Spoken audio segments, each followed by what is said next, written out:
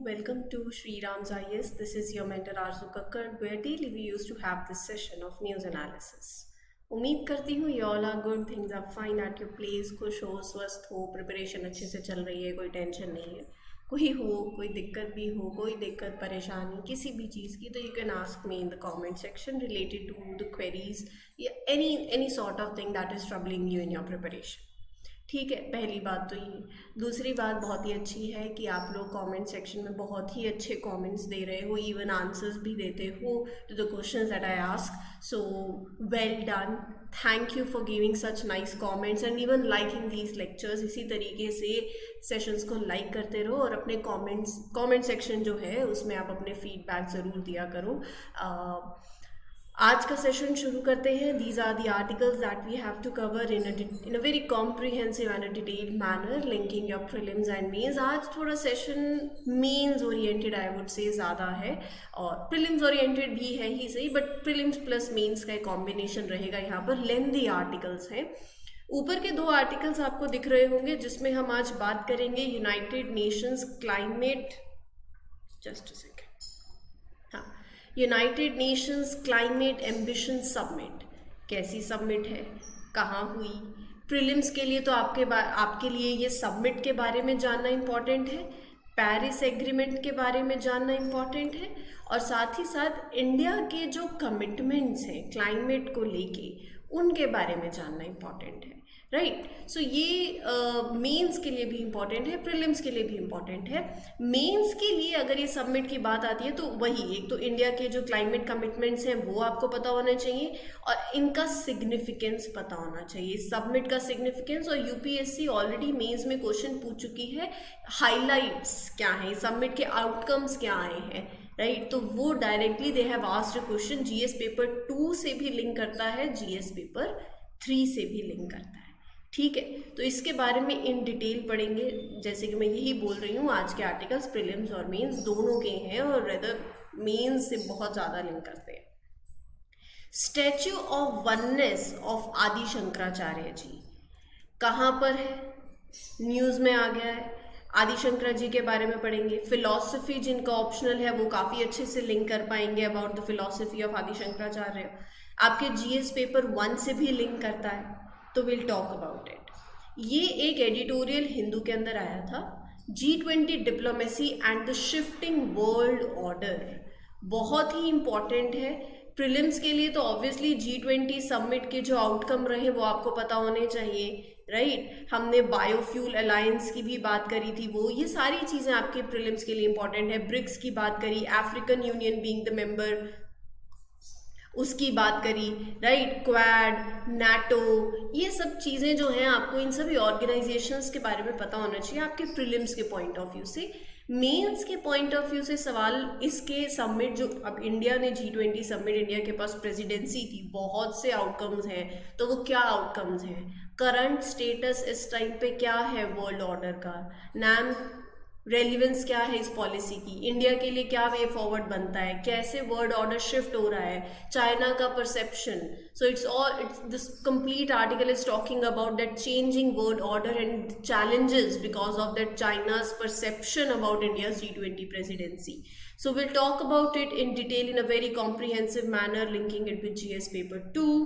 And yes, ये mains oriented है, और प्रीलिम्स के लिए मैंने आपको बता ही दिया. ये सारी पार्ट जो छोटे छोटे इसमें से बनते हैं वो आपसे प्रीलिम्स में पूछे जा सकते हैं, फैक्चुअल बेस्ड भी हो सकता है. बहुत इम्पॉर्टेंट एक चर्चा का विषय है. जैसे कोविड आया, अब उसके बाद ये बोला जा रहा है कि नेक्स्ट पैंडेमिक ऑलरेडी है on its way, and the name is disease x. It could kill 50 million. तो एक्सपर्ट्स का क्या कहना है, क्या है डिसीज एक्स, क्या है, ये कंप्लीट चर्चा का विषय. पहले ही कोविड ने इतना डराया है, सिखाया है, मतलब बहुत सी चीज़ें हैं, हम क्या बोले, लेकिन उसने पूरी अर्थव्यवस्था को, पूरी इकोनॉमी को, लोगों की जिंदगियों को बदल के रख दिया. तो अब यहाँ पर अब अगर ऐसा कुछ है कि there is a next pandemic on its way, that is disease X, that can kill 50 million. तो ऑब्वियसली इसके बारे में चर्चा करनी बहुत ज़्यादा इंपॉर्टेंट हो जाती है. This will be the whole session of today. Session अच्छा लगता है तो लाइक जैसे कर रहे हो वैसे प्लीज़ करो. एक अटेंडेंस मार्क करनी होती है, लाइक बटन पे क्लिक कर दिया करो, मुझे भी पता चल जाता है.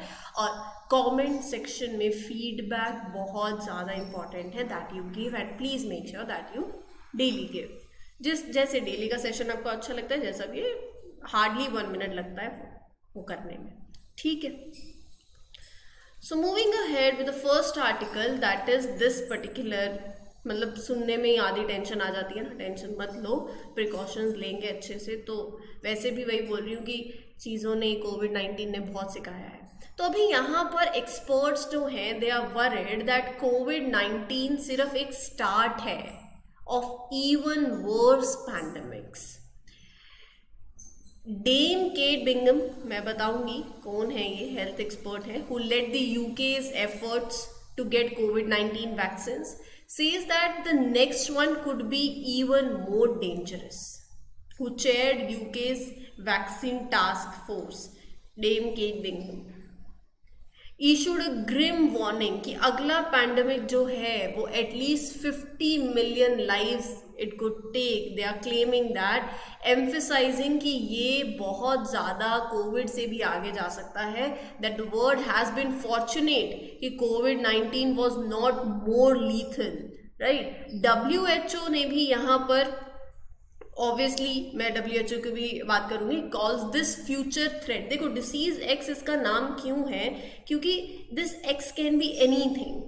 ये आने, it's basically you are believing it कि फ्यूचर में ये एक्स जो है कोई भी हो सकता है, पैथोजन कोई भी हो सकता है, कोई भी पैथोजन, वायरस, बैक्टीरिया, कुछ भी हो सकता है, right. So that is why this term X is there.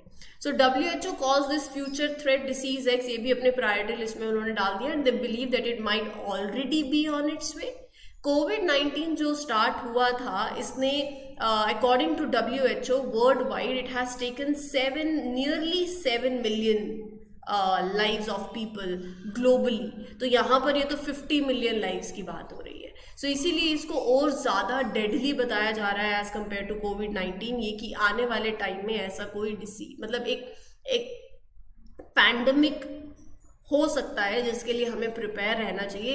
ये ऑलरेडी एग्जिस्टिंग है क्योंकि बहुत सी म्यूटेशंस होती हैं. और उन्होंने, मैं आपको एक बात बताती हूँ इसमें आगे बढ़ने से पहले, पॉसिबल रीज़न भी उन्होंने उसमें से एक ये दिया है, जिस तरीके से अर्बन कॉन्ग्लोमरेशन, मतलब हम लोग अगर आप अर्बन सिटीज़ में देखो, स्लम एरियाज़ में, गली मोहल्ले में देखो, बहुत चिपके चिपके टाइट घर है, बहुत ज़्यादा लोग एक जगह पर बस बसे हुए हैं किसी तरीके से. तो ये that could be one of the reason जहाँ से it could emerge in the sense it could affect more. क्योंकि यहाँ पर ये जो डिसीज है ये ऑलरेडी कहीं ना कहीं है. आपको पता है कितनी म्यूटेशंस होती है वहाँ, जब म्यूटेट करता है, राइट. कोविड-19 क्या है, इट्स ऑल म्यूटेशन. जैसे म्यूटेट होगी नया वायरस आ गया, right.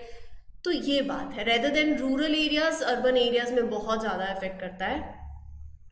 And it could be more deadly than COVID-19, possibly over 7 times as deadly. So there's a warning that this next pandemic might come from a virus, जो मैं आपको बता ही रही हूँ, that already existing virus से ही आएगा.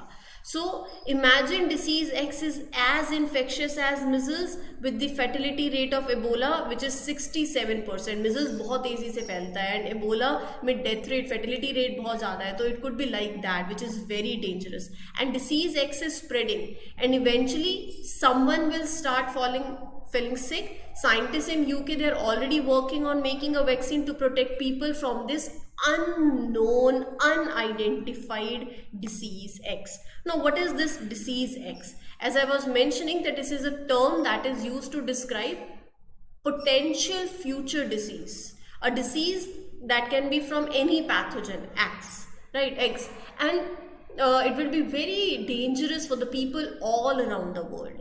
It might be caused by a pathogen that we haven't identified yet. तो इसीलिए नाम X आ गया है वहाँ पर, right? So this disease can spread and become a very big problem, especially in the places where conditions support the content. क्योंकि बहुत ज़्यादा तेजी से फैलने वाला है, तो it will be more, as I was saying,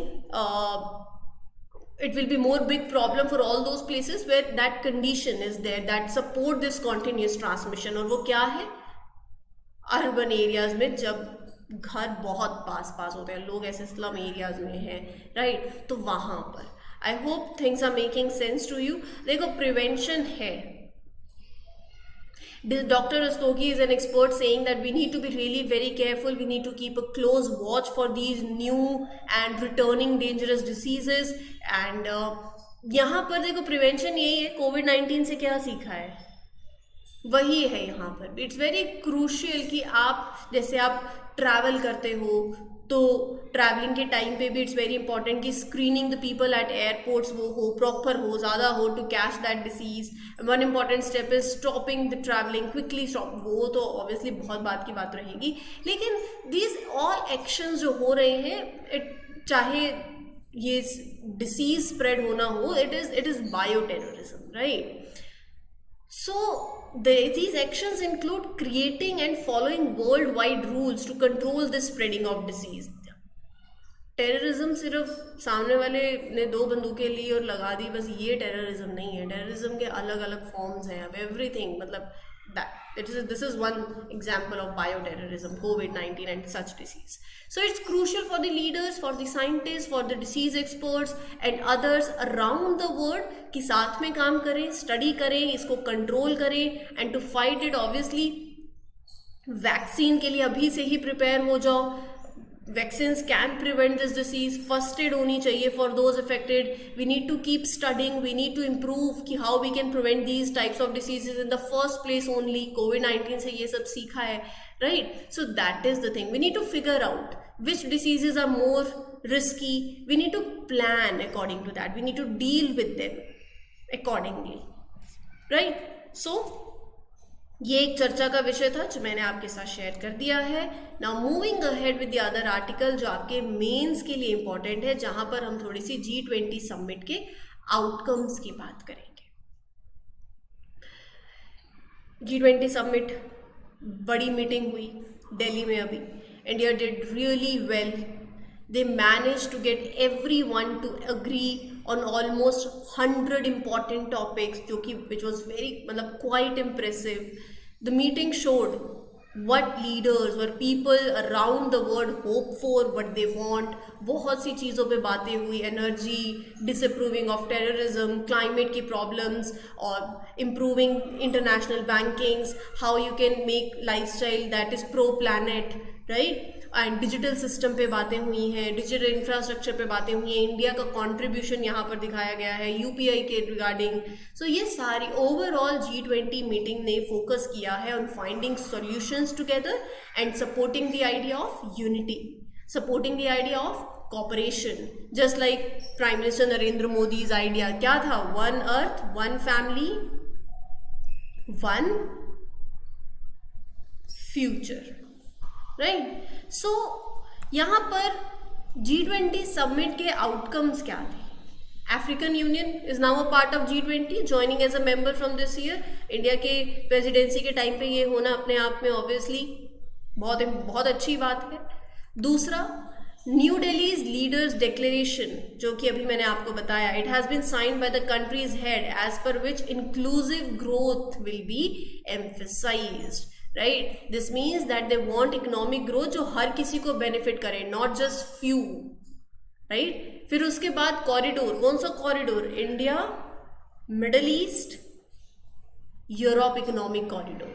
So the leaders from India, Middle East, Europe, they agreed to create an economic corridor which will be a special connection for better trade and development between these regions. और यहाँ पर it is a concern for China. अभी जब हम बात करेंगे challenges की, चाइना's perception की, वो यहाँ आएगा. Global biofuel alliance has been created by the member countries aiming to use biofuels more, maximising the use of biofuels, right? 1 future alliance and digital repository. ये सारा आपका मेंस के लिए बहुत इंपॉर्टेंट है. डायरेक्टली पॉइंट्स हैं, डायरेक्टली G20 समिट के outcomes क्या रहे हैं? 5 to 6 पॉइंट्स आते हैं. So they launch 1 future alliance, setup a digital public infrastructure repository. क्या है ये? It's like a big library for digital system that will benefit everyone. Tripling the renewable energy. See, G20 leaders want to triple the amount of clean energy that is available globally by 2030. solar power, wind power. We need to reduce the use of coal, which harms the environment, right? So ये सभी action show करते हैं that G20 countries are working together to make the better world, focusing on fairness, clean energy, improved connections between regions for stronger economy. अब यहाँ पर बात आती है इंडिया को, why India needs to be cautious about Chinese perception. India needs to be careful about how China sees its action. देखो, China को tension है that India's focus on economics in G20, it might be a challenge to the China's influence, growing influence in security, in politics. So यहाँ पर India और China के बीच में it might lead to disagreement, it might lead to tensions. Economic corridor, China को tension है कि India का plan for this economic corridor that will be connecting different regions, it will counter Chinese influence in those areas. India needs to be very cautious, right, ताकि आप China के साथ obviously आप अपने टेंशंस को और बढ़ाना नहीं चाहोगे, राइट. सो यहाँ पर we need to be cautious. China ये सोचता है that G20 is influenced by western countries and their ideas. China सोचता है, चाइना कुछ भी सोच सकता है. इफ इंडिया अपीयर्स मतलब too much aligned with the West, China को obviously it might raise suspicions in China. China को already वैसा कुछ तो लगता ही है already. So India अपनी approach को India needs to balance it out ताकि अपने relations China के साथ आप और ज़्यादा strain नहीं करें. So India needs to be careful in how it acts and how it plans in the G20 to make sure China doesn't think that it's trying to challenge China's power. Right. So it's like being mindful कि आपके actions कैसे हैं and बाकी आपके actions को कैसे देखते हैं, क्योंकि you need to keep your relationship positive. ये आपके वे फॉरवर्ड में भी बनता है, right. India needs to be very careful on these western perceptions. हाँ, हेजेमोनिक एम्बिशंस. चाइना जो है that is a very powerful force in Asia and wants to have a lot of influence in region. ये हम सबको पता है. और ये इंडिया के लिए बहुत टेंशन की बात हो सकती है, क्योंकि अगर चाइना बहुत ज़्यादा पावरफुल हो जाता है सो वो इंडिया के इंटरेस्ट को रिस्पेक्ट नहीं करेगा. It might happen, it might not respect India's interest and safety, and that is where India needs to be extra cautious also, because China might see India as a threat और tensions बढ़ सकती है. फिर उसके बाद Quad membership. India is a part of this grouping that is Quad. Quad में कौन कौन से मेंबर्स हैं? US, India, Japan, Australia. अब इसमें से मैं गलत भी हो सकती हूँ, आप मुझे बताना क्या ये सही 4 मेंबर्स हैं या नहीं है. सो चाइना विल वॉच कि what India does in this group very closely. If India does things that bother China, वहाँ पर भी दोनों कंट्रीज के बीच में रिलेशंस में दिक्कत हो सकती है, right. It is a group that works, मतलब चाइना, ऐसा लगता है चाइनाज इंटरेस्ट के अगेंस्ट चाइना को इस ग्रुप से भी प्रॉब्लम है. It is a part of a group that concerns, that causes concerns, right. So right now world is facing a lot of problems, fights between the countries, rising prices, inflation, conflicts, Ukraine Russia war. So India को बहुत careful होना पड़ेगा because these issues are happening far away and obviously it can affect India too. आज के time पे सब connected है, right. World order का करंट स्टेटस इस टाइम पे क्या है? इस टाइम पे there are 2 main groups of the countries that are forming. एक western countries that is being led by united states और एक तरफ रशिया चाइना का कनेक्शन जो बढ़ रहा है. They are being rivals. अब आइडिया देखो, चैलेंजेस और करंट ऑर्डर में क्या है. दूसरा, challenges to how things were done. एक सेट ऑफ रूल जो हर कोई फॉलो करे, यहां पर दैट इज बीइंग क्वेश्चन. हर कोई हर चीज पे एग्री नहीं करता है. Not everyone agrees on these rules anymore, right. Messy world situation है, ब्लॉक्स एमर्ज हो रहे हैं. Unity and cooperation we use to have are not as strong. More disagreements are there, more conflicts are there. NATO का ऊपर से, NATO's role a group of countries that are working together for safety. But अभी क्या हो रहा है? It is getting more involved due to the conflict in Ukraine and worries about Russia. So US is making NATO stronger. Russia को इससे दिक्कत हो रही है. So ये चीजें इस टाइम पे वर्ल्ड ऑर्डर में चल रही हैं. Evolution of G20. देखो G20 changes over the time, अभी अफ्रीकन यूनियन हो गया, G20 स्टार्ट क्यों हुआ था? अगर आपने पढ़ा हो, हमने G20 के टाइम पे डिस्कस किया था समिट के टाइम पे, that G20 started by helping fixing big money problem 2008 और 9 का जो फाइनेंशियल क्राइसिस था, ताकि इकोनॉमी कोलैप्स नहीं करे आगे जाके। अभी वो किस पे फोकस कर रही है? बड़ी बड़ी फाइट्स जो हो रही हैं, it's focusing more on solving those big fights and problems that are happening between these countries rather than just those money issues. और क्या है? Global influence. Obviously, Russia, China are becoming better friends now. They are working together more closely, not just in talking about trade, but also about in trade, dealing with each other countries. ये friendship भारी पड़ सकती है कईयों को, right? Russia China strategic alignment यही हो गया। China is trying to be as strong as US in the Pacific Ocean and Russia is trying to have more power in Africa by giving cheaper food to African countries.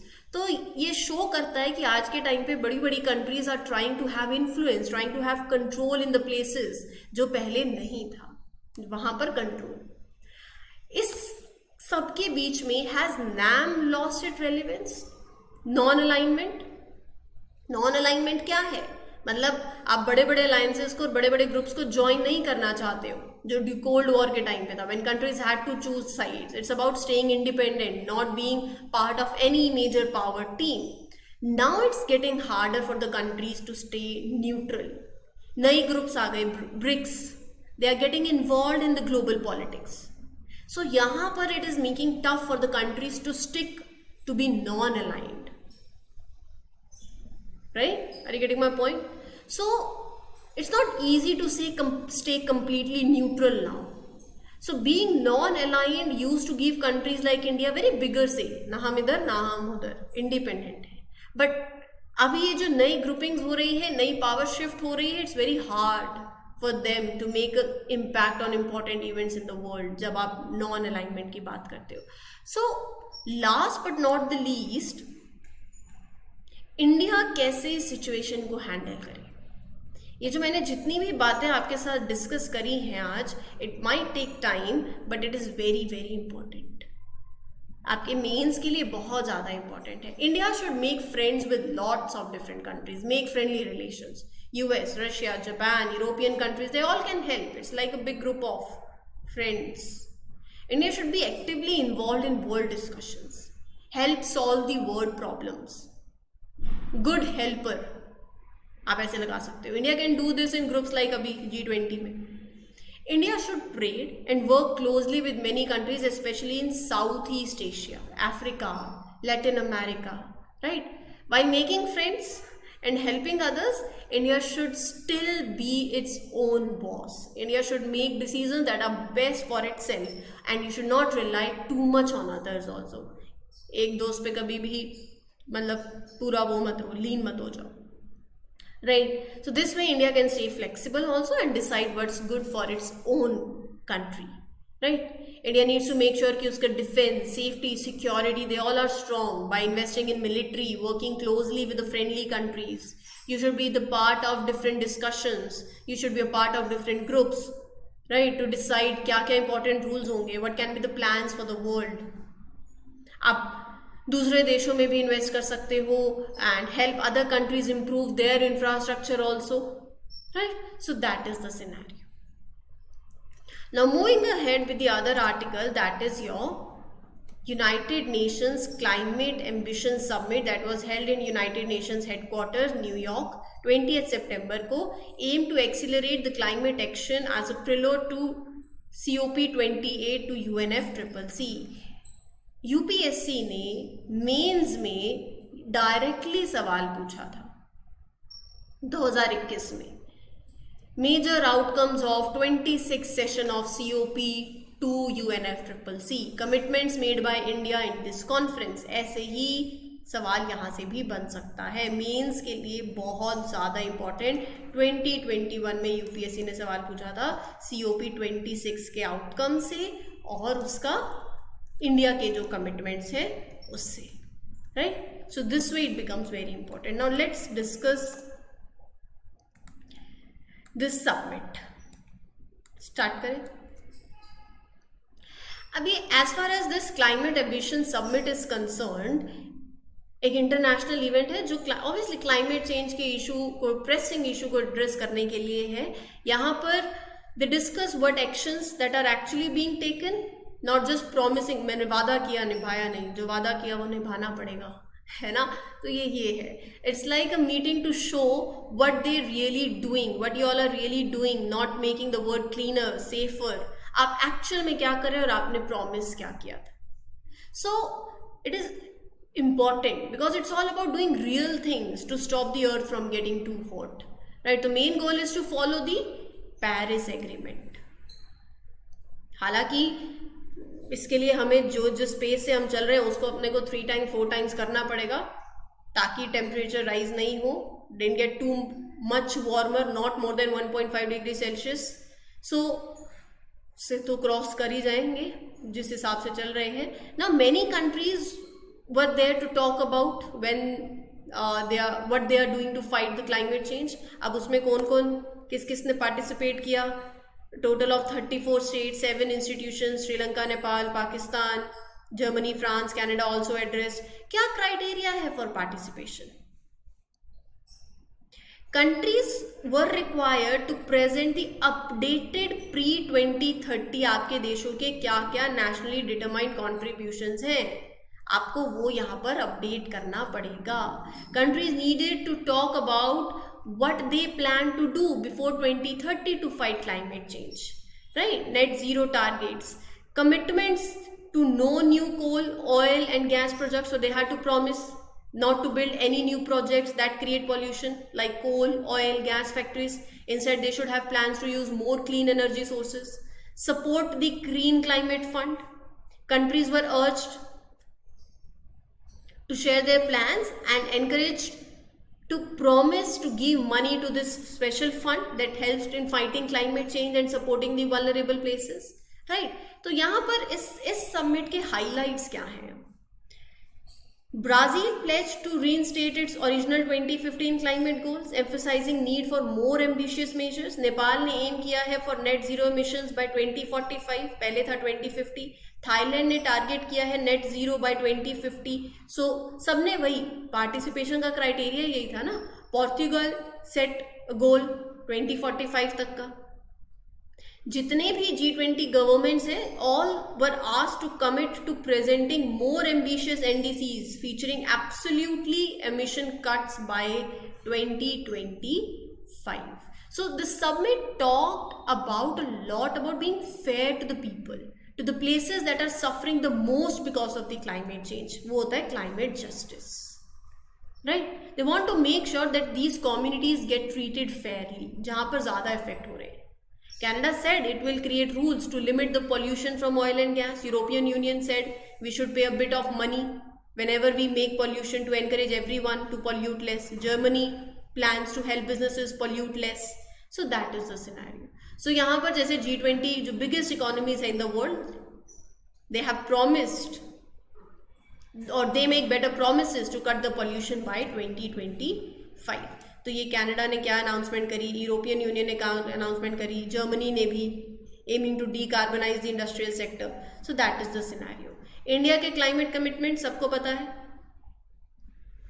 In 2022, India updated its climate pledges to reduce emission intensity by 45% from 2005 level by 2030. Right? So India के commitments हैं. The goal is to be 45% cleaner by 2030, and this is a big increase from what India had promised in 2016. India wants to get half of its energy from sources that don't make pollution, right? Wind energy, solar power by 2030. India plans to capture a lot of pollution that we make, carbon. It's like creating a big cleaner for the air. So they want to take away about 2.5 to 3 billion tons of pollution from the air by 2030 and achieving net zero emissions by 2070. Clear हो गया है? उम्मीद करती हूँ चीज़ें clear हुई हैं. आज ये आपके मेंस के लिए भी इम्पॉर्टेंट है. रही बात एक आर्टिकल की जो आदि शंकराचार्य जी को लेकर है, वो हम कल कवर कर लेंगे, डोंट वरी. लेकिन मैंने बोला ही था आज के सेशन में मेंस ओरिएंटेड आर्टिकल ज़्यादा है, लेंथी रहेगा. तो take the best use of it. ये जो 2 आर्टिकल्स हैं बहुत इंपॉर्टेंट है, डायरेक्टली मेन से सवाल बन सकता है, बहुत हाई चांसेस है, तो इसको आज बिल्कुल निगलेक्ट मत करें, बल्कि बिल्कुल इसको याद कर लें आज के आज ही, ताकि आपको कल पे डिपेंडेंट नहीं रहना पड़े, right. So this was it for today. उम्मीद करती हूँ सेशन अच्छा लगा हो। अगर येस, कॉमेंट सेक्शन में ज़रूर बताना और सेशन को लाइक करना मत भूलना।